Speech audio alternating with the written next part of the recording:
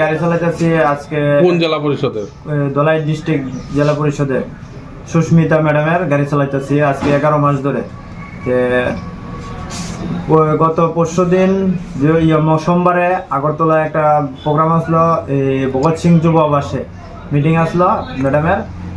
এখানে গাড়ি নিয়ে যাই, যাওয়ার আগে সকালবেলা বাড়িতে যাবার সময় তারা স্বামী স্ত্রী দুজনে একটু কাটাকাটির হয়েছে, ঝগড়া হয়েছে। তো ঝগড়ার পরে ওনার স্বামী যেতে আসলো আগরতলা, তো উনি ফেলে চলে গেছে। তো আমাকে নিয়ে কইছে চলো আগরতলা যাবো, গেলাম। তে ওই তার স্বামী পরবর্তী সময়ে আমার ফোন করে হুমকি দিছে, তুই আমার ফালাই কিন্তু কী কারণে গেলে, তুই আমার লয়ে গেলে নাকি, এই কইয়া মানে অনেক তর্কাতর্কি হয়েছে। তারপরে আমি তো গেছি, ম্যাডাম গেছে গা ম্যাডামের অফিসে, এই মিটিংয়ে গেছে গা, আমি গাড়িতে বইয়া দিচ্ছি।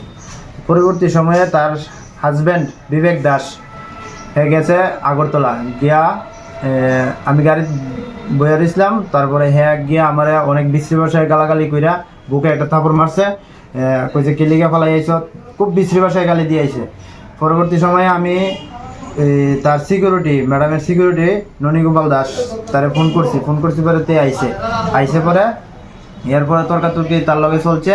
এরপরে বিয়ারের বোতল একটা লইছে, লইয়া আমার 3 বার দিয়ালাই মুখে তা আটক করছে। আটক করেছে এই Nanigopal Das PG, Sushmita madam PG আটক করছে। আটক করছে পরে এরপর আমি কিছু তাহলে ম্যাডাম আয়োগ, তো ম্যাডামের বিষয়টা জানানি পরে ম্যাডাম কিছু ঠিক আছে দেখা দিব, ওখানে টাউনে একটু কাজ আছে, টাউনে একটু চলো যাই। টাউনে গেলাম, ঘুরার পরে অনেকটা শেষ। এরপরে এখন বাড়ি যাবো, তাই আমি বাড়ি যাবো কইছি। আমি কইছি না, আমার এখানে বিচার চাই। টাউনের ঝগড়াটা হয়েছে, আমি তো কোনো অন্যায় করিনি, আমি তো এখানে বিচার লাগবো। তুই বেশি বুঝিস না, তুই বেশি বুঝস, এখানে বিচার হইতো না, এখানে বিচার করলে আমার মান সমান যাইব, এখানে ওই বিচার হইতো না, বাড়িতে গিয়া শেষ হইব এটা। আমি কইছি না, আমি বাড়ি যেতাম না। তারপরে আমি গাড়ি এখানে রাখিয়া এই বটতলাতে গাড়িতে রাধানগরে গাড়ি রাখিয়া আমি আই পড়ছি এনসিসি থানা। তাইয়া আমি তার বিষয়টা জানাইছি, একটা লিখিত ডায়েরি করছে স্যারে। এরপরে জানানির পরে তার নাম্বার নিছে, ম্যাডামের নাম্বার নিছে, বিবেক দাসের নাম্বার নিছে পরে তারা তো আইয়ে পড়ছে। তুমি কি গাড়ি হ্যান্ড ওভার করেছিলে এনসিসি থানাতে? এনসিসি প্রথম আমি গাড়ি জায়গাতে রেখে আমি চলে গেছি থানাতে যাওয়ার পরে গাড়িটা তো এইভাবে রাখা যায় না, তুমি গাড়িটা নিয়ে আসো থানাতে আমি নিয়ে গেছি, নিয়ে তার কাছে গাড়িটা সমঝাইছি, চাবি দিয়েছি। পরে এখান থেকে থানার থেকে ফোন করছে বিবেক দাসের, ফোন করছে পরে বিবেক দাসে কইছে রং নাম্বার কইয়া ফোনটা রাইকে লগালগ সুইচ অফ করে লাইছে। তো স্যারে কইতাছে এই নাম্বারটা তো সুইচ অফ করে লাইছে, এটা কি বিবেক দাসের নাম্বার নি? তখন আমি আবার মোবাইলের সাথে তার নাম্বারটা মিলাইছি, দেখে না এটা এইটাই নাম্বার। আমি কইছি এইটাই নাম্বার, কইটা তো সুইচ অফ করে লাইছে। তো কইছে তোমার ম্যাডামের নাম্বার তো। আমি ম্যাডামের নাম্বার দিছি, ম্যাডামরে 3-4 বার কল করছে, তাই না তো কল ধরে না। এরপর কি হলো? এরপরে কল ধরে না, তখন তুমি কি করবা? আমি কইছি আমি বিচার চাই, আমি বিচার না হলে আমি যাইতাম না স্যার, আমি আগরতলায় থাকবো। তাই আমি আগরতলায় লইছি। কমলপুর থানা থেকে কি বলেছিল?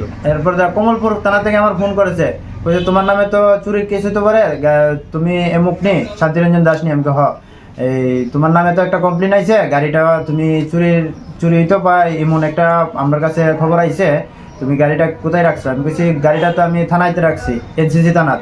তো কইছে তাহলে আমরা একটা প্রমাণ দিই। আমি গাড়ির ছবি তুললা আমি দিয়া দিছি এই ওসি স্যারের কাছে কমলপুর। কইছে ঠিক আছে আমার হোয়াটসঅ্যাপে দাও। এরপরে কি হলো?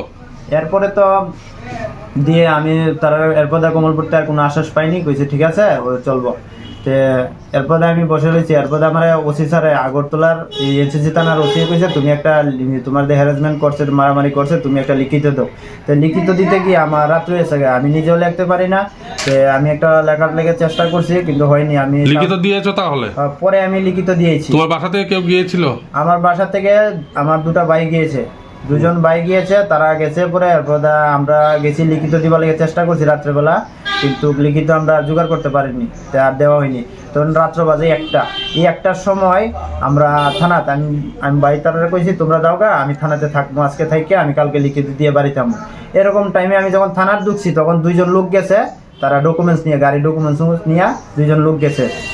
গেছে পরে তারা কাগজ জানতো, এরপরে এখান থেকে খবর গেছে আমরা থানার, তারা আইছে তখন তোমাদেরকে অ্যারেস্ট করেছিল থানায়? অ্যারেস্ট করেছে। পরে যখন গাড়ি নিয়ে আসতে চাইছে তারা থানার থেকে বের করে, তখন সুস্মিতা দাস ছিল, বিবেক দাস ছিল, দুজন তারা গিয়েছে, লগে পিজিও ছিল, দুজন লোক নিয়ে গেছে, আরেকটা গাড়ি নিয়ে গেছে।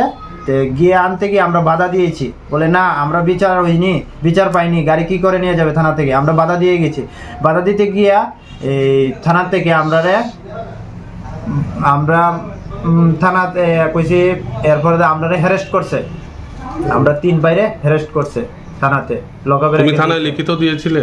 পরে আমরা লিখিত দিয়েছি কালকে। আমরা এখন কি চাইছো?